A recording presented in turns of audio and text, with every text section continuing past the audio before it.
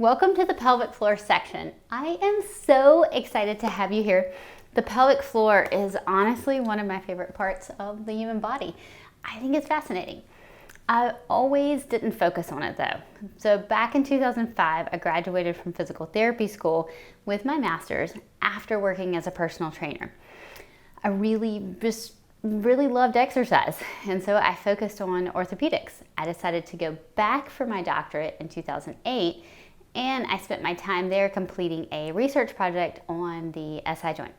So I've always been just fascinated by the pelvis as a whole, but I honestly didn't dive in fully to the pelvic floor itself until I had kids and I experienced some issues that weren't being helped by traditional pelvic floor PT at the time. So thank goodness so much has changed in the industry since that time. All right, so it seems so much easier now to get help than it was, but since you're sitting here with me right now, you probably agree that women's health and fitness needs to continue evolving and progressing as a whole. We're nowhere near where we need it to be. Right? There's still so much that goes into helping to improve pelvic floor function, all the way from our feet to our hip strength to what's going on in our thorax to how the diaphragm functions with the pelvic floor. So there's just so much. The kinetic chain is incredible and it interplays with all the different parts of our body. I think everyone who works with women, okay, or really just people in general, men too, in any capacity should have more training on the pelvic floor. So this shouldn't be just something we save for only a few, right? So men and older women need pelvic floor help as well. So it's not just pregnant and postpartum women. And I really love thinking about being as strong as humanly possible heading into menopause. All right, I'm right at that perimenopause age. All right, so we know that hormone changes have an impact on the pelvic floor. And the stronger we are, the better off we'll be. So let's help women get stronger.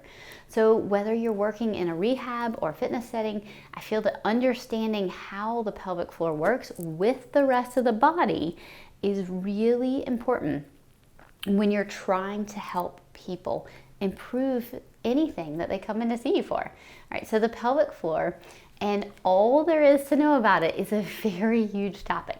All right, so in this section, we're gonna start with how the pelvic floor works just a little bit. All right, I think you have to understand the basics first to build from them. So we're gonna look a little bit at the kinetic chain and how other areas play into the pelvic floor and influence it. So that should be a lot of fun. And we're gonna look a little bit at anatomy as well and differing parts of anatomy. And hopefully we'll have some interesting takeaways. All right, so let's dive into the pelvic floor now and talk a little bit about function. If this isn't something that you've spent a lot of time thinking about before, like pelvic floor rehab isn't your field, keep in mind that the pelvic floor can be a little bit complicated. All right, so let's do a quick review of muscles and what they do. Then we'll go over some issues that I see that stem directly from the pelvic floor itself.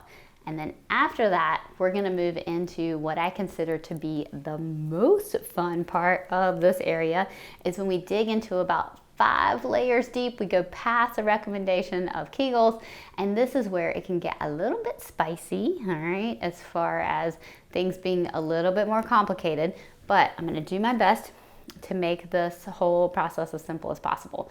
So just know that if you're a little bit lost here in this small mini course, that's okay. I'll have everything laid out in the main PCES course with multiple layers of detail.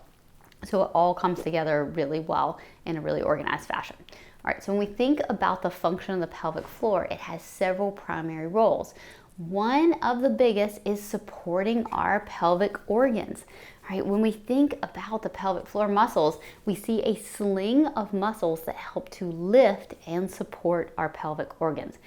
If we zoom into the more superficial parts of the sling, this will be that bottom part, we have a front triangle and a back triangle muscle, our urogenital and our anal triangles.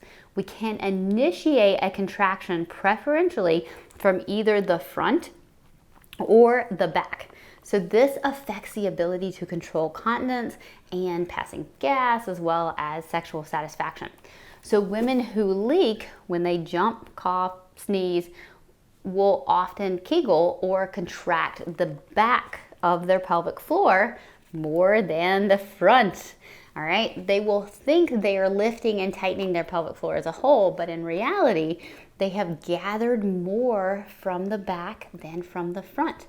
They may even be lifting the back while simultaneously putting pressure down on the front. I know it's crazy, but it happens. So if you're seated in a nice, quiet space, I want you to take a second right now and do a Kegel for me, okay? I want you to think about contracting your pelvic floor, and I want you to focus on feeling the front of your pelvic floor. So focus on feeling the front. If you need to, take your fingers and place them right at your pubic bone and then drop down right to the front if you need to. And see if you can feel the front of your pelvic floor when you contract just a little bit, okay? So right here, you're contracting just like 10%. So not a big contraction here, just a very small contraction, initiating the contraction. So if you want to feel the front, contract a bit, okay? You might need to use your fingers. Can you connect the front of your pelvic floor? Can you feel it? Right, the back is obviously going to want to kick in as well, especially after that first little get-go, and you will do so shortly after leading with the front. But you don't want to feel this giant squeeze in the back and nothing happening in the front. All right, this is such a helpful exercise for those with tailbone pain or tightness, all right, which can be a large number of your postpartum mamas. All right, so what do you think? Were you able to get some differentiation of contraction out? It may take a little bit of practice. So especially if you're not in tune with your pelvic floor or have tightness, which means you can't feel a contraction well, then this might take a bit of work to really hone in on. So being subtle can be very challenging, right? But the more we get in touch with our pelvic floor, the better we're able to decrease tightness, know when we're holding tension, improve strength, and regulate and feel pressure, right? So I feel like this is important and it's time well spent. All right, so just a quick word of warning. If you go gangbusters with contracting the front of that pelvic floor, all right, and you really work on getting those lower abs in as well, then you might develop what kind of feels like UTI symptoms. All right, this is a sign of front pelvic floor tightness. So just file that away in the back of your mind if you ever need that knowledge. All right, so you might need it just in case it happens to you or somebody you work with. So also keep in mind, if someone you're working with keeps mentioning that they have, I keep going to the doctor, I keep getting negative UTI tests, but it really feels like I have a UTI, why is my doctor not giving me an antibiotic? And they're begging for that antibiotic when what they really need is somebody to help them relax the front of their pelvic floor. So I believe that knowledge is power, and the more you know about specific areas, even if it's not your particular scope of practice, the better you're able to direct somebody to get the help they need. You can know what things are and be like, oh, you need to go see a pelvic floor rehab professional. And for that, they will be forever grateful. So just like we can have strength and tightness differences from front to back, we can also have them from side to side in the pelvic floor. So this actually has more to do with hip function, okay? And how the hip is interplaying with the pelvic floor. So the obturator internus is an external rotator hip muscle. So now one thing that's really cool is that the obturator fascia is the attachment point for our levator ani muscles. So these are your main pelvic floor muscles. So what's happening at the hip directly affects what's happening at the pelvic floor. If the hip rotational muscles don't have a strong and complete range of motion, this affects how the femur sits in the socket and the strength or tension level on that side of the pelvic floor. Even something simple like how I'm sitting crisscross right here can be an issue. So sometimes I'll even see a substitution when things are really tight, where someone will try to contract their deep hip rotators instead of their primary pelvic floor muscles, leading to that really annoying deep glute butt pain. So when you sit, you just feel that pulling or tightness sensation under one of those ischial tuberosities, or even like a pinching or discomfort when it comes to sitting like this. All right, they might feel pinching in the front or pinching in the back. So where the femur sits in the socket matters a lot for how the pelvis as a whole is operating, from our glute strength to risk of labral tears. All right, so we'll dive into a hip shift to help with one-sided pelvic floor activation, all right, in our next video that's looking at more pelvic floor specific exercises. But I'd love to do a quick pelvic floor focus with you now, work on our ninja minds. So if you can join me in a seated position, preferably in a chair, all right, unless you have fairly long hamstrings and can sit with your legs out comfortably. Because what we're feeling for is we're feeling for those ischial tuberosities to contact the ground. So join me in a nice seated position in a chair or with those legs out long. All right, so in the seated position, I want you to focus on feeling those ischial tuberosities, and I want you to feel the contact with your seat right now. So close your eyes and feel that contact. Now, I want you to squeeze or lift your pelvic floor. Did you feel any contraction in the fleshy part between your ischial tuberosity and your greater trochanter, so in your hip? So this will be kind of down in your butt cheek. All right, so try again and see what you feel. All right, if you did feel something in there, that is your deep hip rotators, those are your hip muscles, and that's not your primary pelvic floor muscles. All right, so I bet you have some deep hip rotator tightness on that side as well. You can imagine how much hip tightness you're creating if every time you go to contract your pelvic floor, you're contracting your deep hip rotators as a substitute for those primary pelvic floor muscles. So I often see this go hand in hand with a femur that's sitting too far forward in the socket. So fixing this can make a huge impact on how someone's hip feels and their pelvic floor function and strength, as well as their glute strength.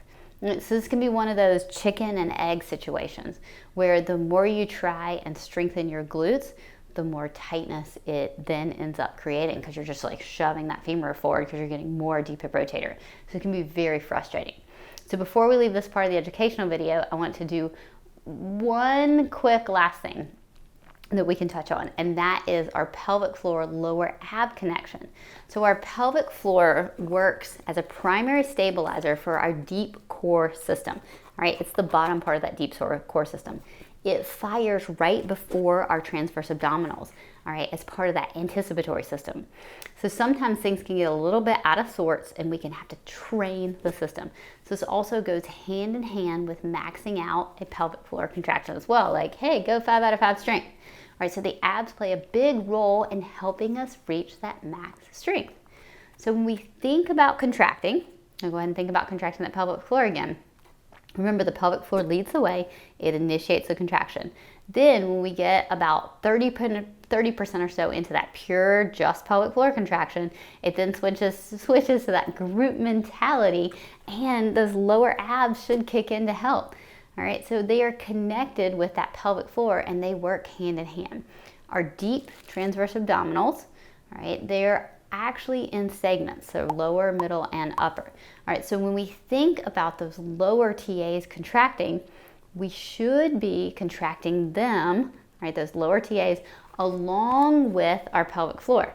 So those lower TAs with the pelvic floor after about 30%, and then it's going to be a lot of abs to get that last bit of pelvic floor strength. So it's really cool to think about how we use the kinetic chain to max out a contraction. So it's not just the pelvic floor all by itself. So let's talk a little bit about how the abs play a role in leaking. So as we mentioned in the breathing section, I often see that women who tend to leak don't have enough lower abdominal strength. Okay, so they don't have a lot of these lower TAs, and they tend to overuse their upper abs. So you might see that lower belly pooch. You might even see a gripping line. So if you were to hold up their shirt and you would look, they might even have like this little line that runs across. That's a gripping line.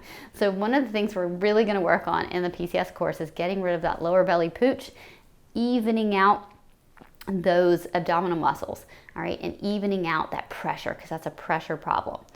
All right, now I want to add a twist to your pelvic floor contraction. So I want you to lead with the primary pelvic floor, not the abs or deep hip rotators for that contraction. As you build your contraction, bring in those lower abs, tightening those TAs. I want you to think of your pelvic floor as an elevator. So as you go up in your contraction, your lower abs progressively join in more and more and more. All right, now, as you do that, take your fingers and place them right underneath your rib cage. Can you lift your pelvic floor without overly tensing your upper abs? All right, so go ahead and check right now for me if you're not checking already. So is it squishy underneath your upper abs, or as you try to max out that pelvic floor, are you getting a lot of tension underneath your ribs? You might get a little bit at the very end of the contraction, but you don't want a lot, especially in the beginning. So people who tend to over contract their upper abs tend to put a lot of pressure down on the pelvic floor, and this is something that we have to retrain. So when those upper external obliques come in, they can generate a lot of pressure, and they tend to put pressure down on the pelvic floor. So there was one study that showed women who closed their diastasis faster, postpartum, like got closed faster, actually had more prolapse. All right, that wasn't what the study was looking at, but that was one of the things that came out of it. So when we think about this as being a pressure system, if we get rid of all the escape of pressure to the front, all right, if we're really good at tightening up those abs, then the pressure is going to go down instead. So this is really important to be mindful of. If you're working with someone who grips with the upper ab and has that lower belly pooch, all right, so just pay attention to that. It's important to work on down regulating those upper abs a bit and increasing their lower abdominal strength to help combat that pressure. All right, so when it comes to the pelvic floor, we have to think in layers. All right, I think about the pelvic floor itself. How's that doing? Then how's the breathing? How are their core muscles? How are their adductors? How are their glutes? Even how their head and their tongue are positioned can affect it. So it's really cool to think about the fact that we can affect the pelvic floor system as a whole through the rest of the body, through the rest of the kinetic chain. I just love it. All right, so thank you so much for hanging in there with me through all this pelvic floor specific breakdown. All right, so in the next part of this mini course, we're gonna cover a couple of my favorite pelvic floor kinetic chain exercises and continuing this learning. So I'm really excited to share those with you.